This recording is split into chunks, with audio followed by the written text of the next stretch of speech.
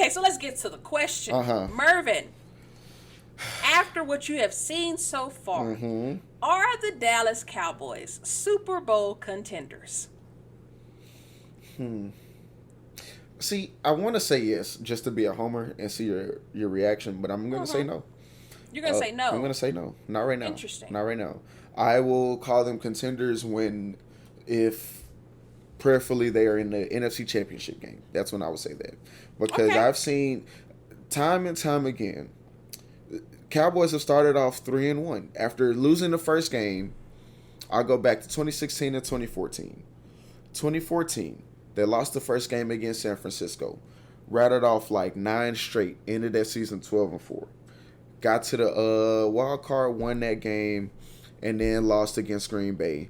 And that was the Dez catch, no catch, which here nor there, whether or not they would have won, if they would have, I'm not going down that road right now. And don't forget, Aaron Rodgers was still on the other side. Fair. And it was like 4 minutes left. So again, that's why I say it was just the opportunity was snatched from us. That's all I'm saying. For sure. 2016, Cowboys started off 0-1, lost against the Giants. Rattled off like 11 straight. Only team they really lost to was the Giants that year, and then they lost week 17 because nobody cared. That was Romo's last game. Bye week, Aaron Rodgers comes to AT&T Stadium, and the reason I hate him happens because of 3rd and 20. Again, they've gotten to the playoffs. They've done great, but they have failed miserably time and time again. You know what? I'm not gonna call losing to Aaron Rodgers a miserable fail, because if you play against Aaron Rodgers, you're expected to lose that game unless your name is Tom Brady or Patrick Mahomes or Peyton Manning back when he was playing, right? 2018, Cowboys went 10-6, went to the playoffs, won the wild card against Seattle. Great game. I was there. That was the the reason for Grandmama's gum chewing story. And then the next week they allowed a 3rd-string running back to put up 239 rushing yards against them in LA.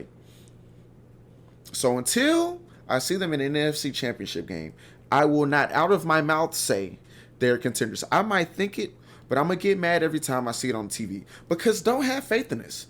Don't say we're the best team in the NFC. Don't say we're the best team in the NFC East. Don't say that we're going to do this, and this. Don't start making Super Bowl plans. Roger Goodell, don't start telling people to print up blue and white Super Bowl material until they are actually in the Super Bowl. We can easily say y'all the best team in the NFC East, because the NFC East is historically bad. The Cowboys will make the playoffs. I don't care. I don't care if we're 5 games up with 7 games left. I don't want to hear it until it's clinched. Because when you put because here's the thing about the Cowboys, and I hate to have to say it, but it's the doggone truth. When nobody expects us to do anything, i.e. 2014, i.e. 2016, when Tony Romo gets his back messed up in week 3 preseason, we got a rookie quarterback and a rookie running back, and then we go 13-3. And then 2017, the expectation is there, and then what do? We poop the bed. 2018, we go to the divisional round. Expectations there. Oh my God, Cowboys Super Bowl contenders in 2019. And you know what we did in 2019? Absolutely nothing. I don't want the expectations there. In 2019, you also had the most drops in the league. Thank you. You're welcome. Yeah, I feel like you are saying this because, you just don't want to get pooped on when the time comes. I feel like that's what you're doing. I feel like maybe you're covering your butt maybe right it is now, self-preservation. I don't know. You know I'm a poop on you if you just like, oh yeah, Super Bowl, and then y'all don't get at the NFC, because the Cowboys are not the best team in the NFC. Right now we're looking at records. Who is the best team when it comes to records in the NFC? It's funny you say that, because who's the next game I was going to talk about? The Cardinals. I'm not done talking about No, that's Cowboys, fair, but that's literally the next team we were going to talk about. Listen, the Cowboys are, they're playing great. The Cowboys are playing great in the last 2 games. Okay. And then the first game, it was a great game, but Tom Brady came on the final drive like Tom Brady does, and he won the game, you know what I'm saying? But you barely beat the Chargers.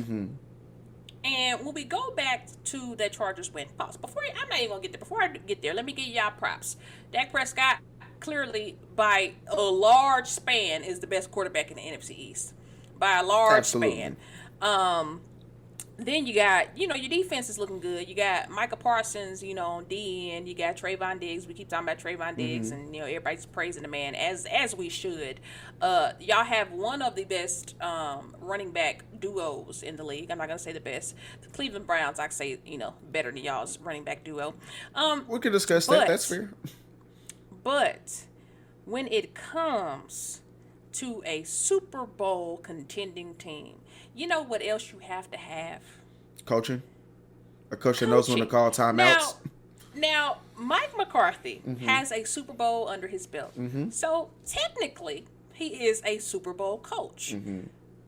But to me, that's all past tense. For when you had Aaron Rodgers. Okay? So technically, if you ask me, Aaron Rodgers won it, and Mike McCarthy was, he benefited off of Aaron Rodgers' success, if you ask me. But Mike McCarthy, this season to me, in the short span in which we've had this season, the 4 games, the man has shown to me that he's just not all there. I don't know where he is, but he's not at the game. Maybe some of it's still in the barn. I don't know. I don't know where he is, but the Cowboys are a good team. But I feel like Mike McCarthy, sooner or later, Mike McCarthy is gonna cost y'all a game. Now y'all don't play much of anybody, like we said, until week 11. Y'all play the Chiefs, but y'all have one of the easiest schedules, in NFL football. Y'all should make the playoffs. Okay, it's no doubt about it. Y'all should make the playoffs. But Super Bowl contenders, come on now. When it comes down to the playoffs, coaching is a major issue. Absolutely. So we got Mike McCarthy. Let's talk about the 2 times this man just did not pay attention to the clock at all. What was the first time? The first time was against the Chargers. When he said he couldn't see the clock. When he said he couldn't see the clock, and y'all had timeouts, and y'all forced your boy Greg the Leg Zuerlein to kick a 56-yarder that won y'all the game. But y'all didn't think the man was gonna make it, or pause. Y'all didn't have faith because the game before, the man missed 2 field goals and an extra point. Okay, you know what I'm saying? So could have lost that one because of coaching, because y'all definitely could have got closer. Okay, then you have, what was it last week? It was against Philadelphia. We weren't gonna lose that game, but if it was a closer game, that would have cost us. Y'all weren't, but you look at Tampa Bay, and when Tampa Bay played New England, Tampa Bay, before the half was out, used their timeouts so they can get a field goal before the half, and they won by how many points? 2. Yeah. At the end of the day, at the end of the day, clock management matters. You need to be paying attention. Absolutely. Mike McCarthy wasn't paying attention. The first game in which we all saw he pooped the clock management. Kellen Moore, a man was in the way. A cameraman was, quote unquote, in the way. But Dak Prescott, you also need to be worried about the clock as well. Listen, somebody needs to be worried about stuff that Mike McCarthy's supposed to be worried about. That's all I got to say. Because the man just don't seem near to me. And let's not forget last season, when who'd y'all play? Y'all played the Giants. Remember, y'all played the Giants, and Danny Dimes threw the ball to who was it that he threw the ball to? He threw the ball to somebody, one of his receivers, and the ball hit the ground. Okay, it was like a 10-yard pass. The ball hit the ground, and they're running up to the yardage to. I don't know if they were. Let's see, who was it? Dante Pettis. It was a 10-yard pass to Dante Pettis, and Cowboys lost by like 4 points. I think it was 23-19. And Mike McCarthy, instead of challenging the play, which he could have done, the man just. Just didn't do anything. The man just was not paying attention, and the ball clearly hit the ground. Okay, and then they got within field goal range. Okay.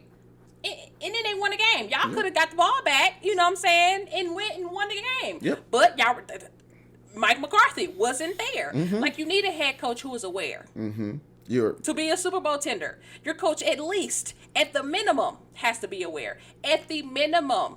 You have said nothing. To be aware. You have said nothing that I don't believe already. And I'm just saying. I'm just saying. I'm just saying, Mike McCarthy gonna cost y'all a game, okay? And we talk about Trayvon Diggs. Why was Trayvon Diggs sitting out towards the end of the game? Jerry Jones didn't even know why Trayvon Diggs was sitting out towards the end of the game when y'all played the Contenders. Again, obviously, this being a Sunday game, I was at work, so I'm like, okay, we're up 33-14, and then I see Trayvon Diggs on the sideline. I'm like, then the game right got within the score. Exactly. I was like, wait a minute. Hold on. First of all, Cowboys don't do this. That's number one. Number two, I'm like as I can't watch the whole game, but I'm like going back and forth and passing. I'm like, why is Trayvon Diggs on the sideline? Like I saw a clip of him, like a picture of him or a shot of him on the sideline. I'm like, why is he? What? Okay, maybe they put the twos, but you don't do that. Only for those who don't know, after the Dallas Cowboys 20-0 third quarter, your boy Mike McCarthy put Trayvon Diggs on the sideline. The man who has 5 interceptions in 4 games, who Mervin is nominating for Defensive Player of the Year. He put him on the sideline, and then the Carolina Panthers got within a score. Yep. Yeah, but that's what happened. I'm still trying to figure out why he was on the sideline. Jerry Jones don't even know why the boy was on the sideline. I'm just saying, Mike McCarthy is not a Super Bowl contender coach. He has a Super Bowl, but that's past tense. Right now, the man is not aware. And I think that is what's going to cost the Cowboys. I don't like the Cowboys organization, okay? But I like the players. I like Dak Prescott. I like Zeke. Although I was giving Zeke flack at the beginning of the season, I still like Zeke. Okay, Zeke gave me my very first fantasy year. I drafted Zeke, and I went 13-0 in the first 13 weeks because your boy Zeke, was toting that pill. You know what I'm saying? But yes, to me, what separates y'all from being a playoff team and a Super Bowl contender is Mike McCarthy. That's it. I'm off my box. But yes. Somebody needs to be Kellen Moore. You need to be paying attention because your boy Mike McCarthy clearly ain't. Dak Prescott, you need to be paying attention because your boy Mike McCarthy clearly ain't. The clock management where all 3 of y'all missed it. Y'all can't rely on y'all coach to make those decisions.